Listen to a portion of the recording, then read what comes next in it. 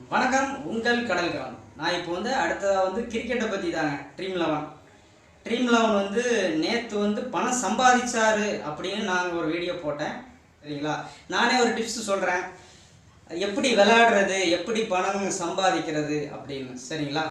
Dream eleven கனவை வெல்வதற்கான உதவி குறிப்புகள் மற்றும் தந்திரங்கள். ட்ரீம் லெவன் என்றால் என்ன, அது எப்படி விளையாடப்படுகிறது போன்றவற்றை நான் இங்கு கூற மாட்டேன். இந்த எல்லா விஷயங்களிலும் நேரத்தை வீணடிப்பதை தவிர யாரோ உங்களை ஏமாற்ற முயற்சிக்கிறார்கள் என்று தோன்றும். அதாவது ட்ரீம் லெவன் பற்றி உங்களுக்கு நன்றாக தெரியும். ட்ரீம் லெவன் என்றால் என்ன, அதை எப்படி விளையாடுவது என்பது இந்த அறிவை நீங்கள் கொடுக்க வேண்டியதில்லை. அதனால்தான் வெற்றி பெறுவதற்கான குறிப்புகள் மற்றும் தந்திரங்களை பற்றி உங்களுடன் நேரடியாக கூற வந்திருக்கிறேன். நீங்கள் ஒரு சிறந்த அணியை உருவாக்குகிறீர்கள், நல்ல வீரர்களை எடுக்கிறீர்கள் என்று எனக்கு தெரியும். இன்னும் ஏன் உங்களால் மெகா கிராண்ட் லீக்கை வெல்ல முடியவில்லை? இவ்வளவு கடினமாக உழைத்தும் ஏன் நல்ல பலன் கிடைக்கவில்லை? நான் குறிப்பிட்டுள்ள குறிப்புகள் மற்றும் தந்திரங்களை முயற்சி செய்து இன்றிலிருந்தே உங்கள் வெற்றிக்கான நம்பிக்கையை உறுதிப்படுத்திக் கொள்ளுங்கள். இந்த போட்டியில் 2 இன்னிங்ஸ்களையும் சேர்த்து மொத்தம் 22 வீரர்கள் இருப்பது உங்கள் அனைவருக்கும் தெரியும். ஒன்றில் 11 வீரர்களும் மற்றொன்றில் 11 வீரர்களும் உள்ளனர். நீங்கள் பார்த்தால் ட்ரீம் லெவன் அல்லது எந்த ஃபேண்டசி கேமிலும் ஒவ்வொரு வீரருக்கு முன்பாகவும் தேர்வு சதவீதம் எழுதப்பட்டிருக்கும். எல்லா ஆப்ஸிலும் எந்த பிளேயரை எத்தனை பேர் தேர்ந்தெடுத்திருக்கிறார்கள் என்று பிளேயர்களின் முன் தேர்வு சதவீதம் தெளிவாக குறிப்பிடப்பட்டுள்ளது. அந்த தேர்வு சதவீதத்தின் அடிப்படையில் இந்த காரணத்தை சொல்கிறேன். மெகா கிராண்ட் லீக்கில் நல்ல ரேங்க் பெற இந்த லாஜிக்கை பயன்படுத்தலாம். 22 பேர் கொண்ட அணியை எப்படி 3 பகுதிகளாக பிரிப்பது என்பதை நீங்கள் அனைவரும் மிக கவனமாக புரிந்து கொள்ள வேண்டும். உங்களிடம் உள்ள 22 வீரர்கள் குழுவை 3 பகுதிகளாக பிரிக்க வேண்டும். 22 வீரர்களில் முதல் பகுதி 70% அல்லது அதற்கும் மேற்பட்ட தேர்வு சதவீதம் கொண்ட வீரரை தேர்ந்தெடுப்பதாகும்.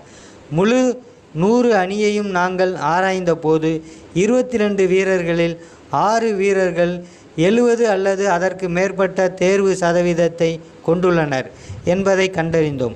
இரண்டாவது பகுதியில் 30 முதல் 70% குறைவாகவும் இருக்கும் வீரர்களை வைத்திருக்க வேண்டும். அத்தகைய வீரர்களின் எண்ணிக்கை 9. மூன்றாம் பகுதியில் அத்தகைய வீரர்களின் தேர்வு சதவீதம் 30% அல்லது அதற்கும் குறைவாக இருக்கும் வரிசைக்கு பிறகு அதில் வரும் புதிய வீரர்களும் அதன் வரம்புக்குள் வருவார்கள்.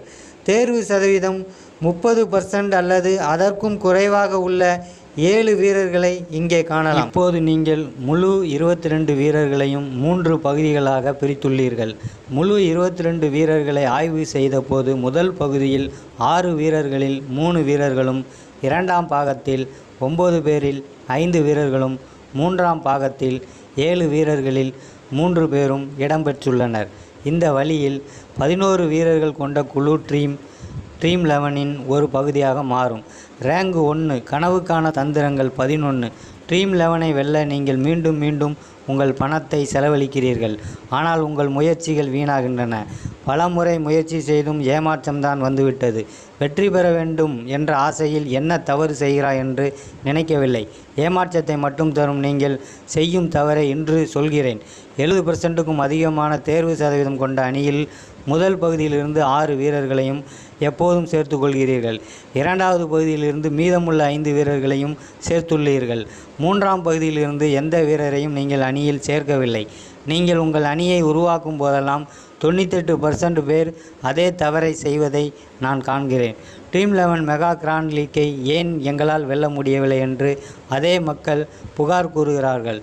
முதல் மற்றும் இரண்டாவது பகுதி உட்பட 15 வீரர்களில் ஒவ்வொருவரும் தங்களின் 11 வீரர்களை தேர்வு செய்கிறார்கள்.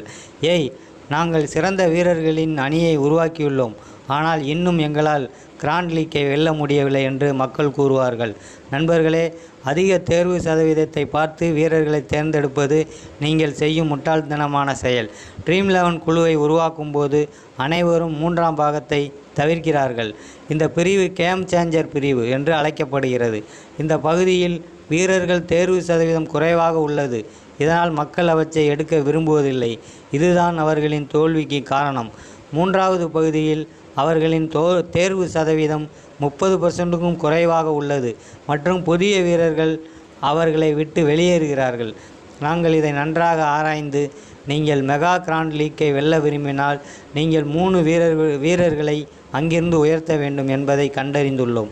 இந்த 3 வீரர்களை நீங்கள் தேர்வு செய்யவில்லை என்றால் நீங்கள் 8 வீரர்கள் கனவு அணியில் உறுப்பினராக முடியாது என்று நினைக்கவும். 50 முதல் 60 லட்சம் குழுவில் நீங்கள் 2 முதல் 2.5 லட்சம் வரை வர முடியாது. 8 டீம் உறுப்பினர்களுடன் மெகா கிராண்ட் லீக்கை வெல்ல முடியுமா இல்லை என்பதே பதில். கனவின் வெற்றி தந்திரங்கள். 11 மெகா கிராண்ட் லீக்கில் நல்ல ரேங்க் பெற வேண்டுமென்றால், அதாவது ட்ரீம் 11இல் முதல் ரேங்க் பெற்று வெற்றியாளராக மாற வேண்டும். கண்டிப்பாக இந்த வேலையை செய்ய வேண்டும். எல்லோரும் புறக்கணிக்கும் 3வது பகுதி. அனைவரும் தவற விடுகிறார்கள். இந்த பிரிவிற்கு மேலே படித்த பிறகு நீங்கள் டிஃபரன்ஷியல் பிளேயரை தேர்வு செய்ய வேண்டும். நான் சொன்னது போல 7 வீரர்கள் உள்ளனர். இந்த 7 வீரர்களில் நீங்கள் எப்போதும் 3 வீரர்களை தேர்வு செய்ய வேண்டும். இப்போது அவர்கள் எந்த 3 வீரர்களாக இருப்பார்கள்? நீங்கள் ஒரு சிறிய ஆய்வு செய்ய வேண்டும். நான் உங்களுக்கு ஒரு முக்கியமான ஆலோசனை தருகிறேன். அணியில் சேர்க்கப்படும் இந்த புதிய வீரர்கள் எப்படி சேர்க்கப்படவில்லை. அணியின் கேப்டன் அமர்ந்திருக்கிறார். அணியின் பயிற்சியாளர் அமர்ந்திருக்கிறார். முழு மைதானமும் படிக்கப்படுகிறது. மற்ற அணியின் அனைத்து வீரர்களும் படிக்கப்படுகிறார்கள். அவர்களின் பலவீனம் என்னவென்று தெரிகிறது. எந்த பந்து வீச்சாளர் அல்லது பேட்ஸ்மேன் அவர்களின் பலவீனமான புள்ளிகளுக்கு எதிராக செயல்பட முடியும். முழுமையான ஆய்வுக்கு பிறகு புதிய வீரர்கள் அணியில் சேர்க்கப்படுகிறார்கள். எந்த வீரரையும் அழைத்து அணியில் சேர்த்தார்கள், ஆனால் அது நடக்கவில்லை என்று நீங்கள் நினைப்பீர்கள். நிறைய ஆய்வுக்கு பிறகு இந்த புதிய வீரர் முடிவு செய்யப்பட்டார். ஒரு முழு அணி உள்ளது. ஒரு கேப்டன் இருக்கிறார். ஒரு பயிற்சியாளர் இருக்கிறார். எங்களை விட அவர்களிடம் அதிக தகவல்கள் உள்ளன. எந்த வீரர் நல்ல ஃபார்மில் இருக்கிறார் என்பது அவருக்கு தெரியும். மைதானத்தில் போட்டி எப்படி இருக்கும் என்பது அவர்களுக்கு தெரியும். இது மக்களின் புதிய வீரர் அல்ல. அது எப்போதும் உங்கள் மக்களின் முக்கிய வீரர்கள். கனவு குழுவின் ஒரு பகுதியாக இந்த புதிய வீரரை பெரும்பாலான சூழ்நிலைகளில் முக்கிய வீரராக பார்க்கிறோம். ஒரு குழுவை உருவாக்கும் போது மக்கள் இந்த வீரர்களை விட்டு வெளியேறுகிறார்கள். ஏனெனில் வரிசைக்கு பிறகு தேர்வு சதவீதத்தை பார்த்து பிறகு குறைந்த தேர்வு சதவீதம் காரணமாக மக்கள் அதை புறக்கணிக்கிறார்கள். அது ஆரம்பிக்கும் மிகப்பெரிய தவறு. நாம் செய்யும் 2வது தவறு ஒரு வீரருடன் உணர்ச்சி பூர்வமான தொடர்பை பெறுவது. ஒவ்வொருவரிடமும் கண்டிப்பாக ஏதோ ஒரு பற்றுதல் இருக்கும். என்னை நம்புங்கள், விராட் கோலி மிகவும் அழகாக இருக்கிறார் என்றால் அவருடன் ஒரு இணைப்பு இருக்கிறது. ஒவ்வொரு போட்டியிலும் விராட் கோலியை நான் தூக்கிச் செல்வேன். ஆனால் ஒரு விஷயம் பார்க்க வேண்டும். நீங்கள் அவரை 10 போட்டிகளில் எடுத்தால் 10 போட்டிகளில் 3 அல்லது 4 போட்டிகளில் மட்டுமே அவர் சிறப்பாக செயல்படுவார். மற்ற எல்லா போட்டிகளிலும் தோல்வியை தான் தழுவுவார். இப்போது அதை எடுத்துக்கொள்வதில் அல்லது எடுக்காமல் இருப்பதில் எது அதிக நன்மை பயக்கும்? வெளிப்படையாக அவை அதிக தோல்விகள். எனவே அவற்றை கைவிடுவது சரியாக இருக்கும். அவரது தேர்வு சதவீதம் 86% என்று எனக்கு தெரியும். அதாவது 100க்கு 86 பேர் அவரை அழைத்து செல்கிறார்கள்.